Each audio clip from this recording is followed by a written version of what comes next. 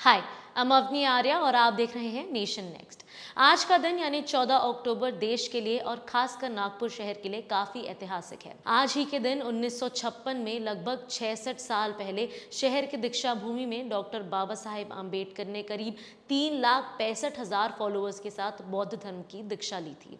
उस दिन के बाद से हर साल पूरे देश में आज के दिन नागपुर के दीक्षा भूमि में लाखों लोग पहुंचते हैं। डॉक्टर आम्बेडकर ने जिस समय हिंदू धर्म त्याग कर बौद्ध धर्म लेने की घोषणा की थी, तब पूरे देश में सनसनी मच गई थी। नागपुर में हुई इस घटना को हिस्ट्री में धर्म परिवर्तन की दुनिया की सबसे बड़ी घटना के तौर पर याद किया जाता है। आइए जानते हैं बाबा साहेब और उनके धर्म परिवर्तन से जुड़े कुछ इंटरेस्टिंग किस्सों को। अगर आप इस वीडियो को फेसबुक पर देख रहे हैं तो लाइक और शेयर करना ना भूलें, और अगर आप इसे यूट्यूब पर देख रहे हैं तो सब्सक्राइब कीजिए और बेल आइकन पे क्लिक कीजिए ताकि हम आप तक रोज ऐसे इंटरेस्टिंग किस्से पहुंचा सकें। 14 भाई बहनों में सबसे छोटे आम्बेडकर का जन्म मध्य प्रदेश के इंदौर के पास एक गांव कस्बे महू में हुआ था। बाबा साहेब से पहले 13 बच्चों में से केवल 4 बच्चे बलराम, आनंदराव, मंजुला और तुलासा ही जीवित थे, जबकि बाबा साहेब के बाकी भाई बहनों की अकाल मृत्यु हो चुकी थी। बैकवर्ड कास्ट परिवार में जन्म होने के वजह से उन्हें बचपन से ही भेदभाव का सामना करना पड़ा।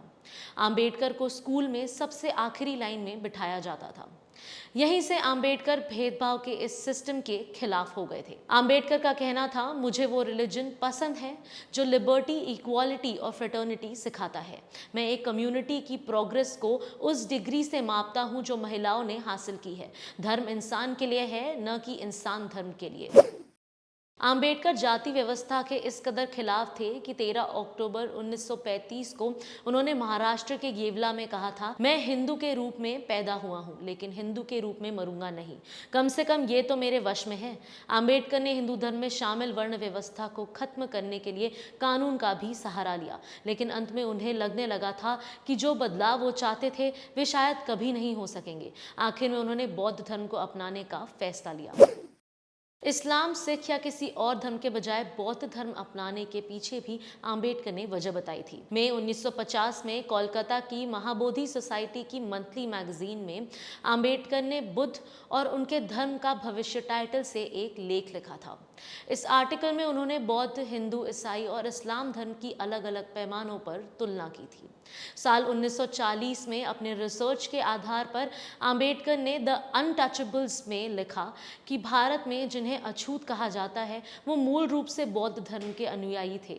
ऊंची जातियों ने इसी कारण उनसे नफरत पाली। इस थ्योरी के बाद आम्बेडकर ने 1944 में मद्रास में एक भाषण में कहा और साबित किया कि बौद्ध धर्म सबसे ज्यादा साइंस और लॉजिक पर आधारित धर्म है।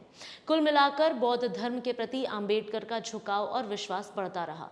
आजादी के बाद संविधान सभा के प्रमुख बनने के बाद बौद्ध धर्म से जुड़े मार्क्स आम्बेडकर ने ही चुने थे। धम्म शिक्षा के लिए कुशीनगर के 80 साल के भदंत चंद्रमणि महाथेरे का नाम डॉक्टर भदंत अनंत कौशाल्यन ने सुझाया था और डॉक्टर आम्बेडकर मान गए। दीक्षा के लिए नागपुर शहर का चयन किया गया। 13 अक्टूबर 1956 को दीक्षा भूमि पर पूर्ण रूप से तैयारी हुई। प्रेस नोट लिखी गई। बाबा साहेब ने 14 अक्टूबर 1956 को दीक्षा भूमि पर महाथेरा उर्फ चंद्रमणि की ओर से बुद्ध धर्म की दीक्षा ली।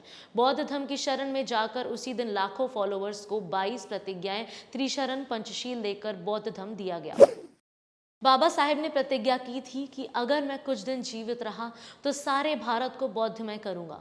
ये दिन भारत के इतिहास में स्वर्ण अक्षरों में लिखा गया है। 15 अक्टूबर को चंद्रपुर में जाकर लाखों अनुयायियों को बौद्ध धर्म की दीक्षा दी।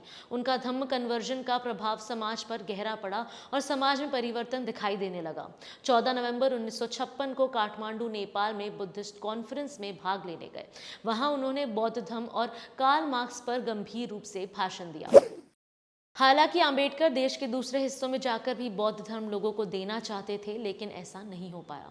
लगातार हो रही उनकी खराब सेहत के कारण आखिरकार देश के शोषितों और वंचितों की आवाज रहे आम्बेडकर का 6 दिसंबर 1956 को निधन हो गया। 14 अक्टूबर 1956 की नागपुर की हिस्टोरिक घटना के महज 2 महीने बाद ही उनका निधन हुआ। 1990 में उन्हें करीब 34 साल बाद भारत के highest civilian honour Bharat Ratna से सम्मानित किया गया।